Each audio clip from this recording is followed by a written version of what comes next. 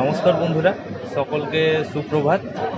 আমি এখন রয়েছি নেতাজি সুভাষচন্দ্র বসু আন্তর্জাতিক বিমানবন্দরে, কলকাতা, যেটাকে আমরা দমদম বিমানবন্দর বলে চিনি।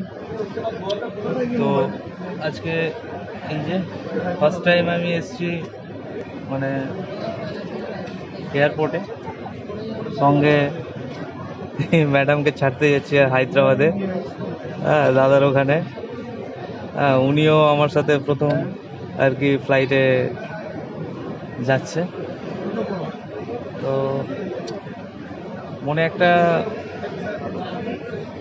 কি বলবো উৎকণ্ঠা বা মানে একটা রয়েছে, আবার মনের মধ্যে একটু হালকা চাপা ভয় রয়েছে।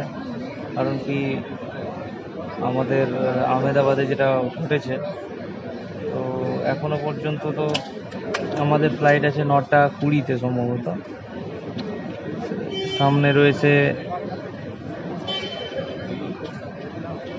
এয়ার ইন্ডিয়া এক্সপ্রেসের বিমান, আর সেটাতে এয়ার ইন্ডিয়াতেই আমরা যাচ্ছি হায়দ্রাবাদে।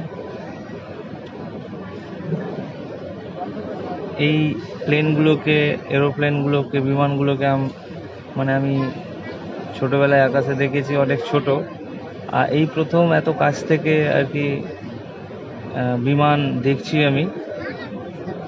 আর হেলিকপ্টার দেখেছি আমি কাছ থেকে মালদাতে যখন ছিলাম তখন।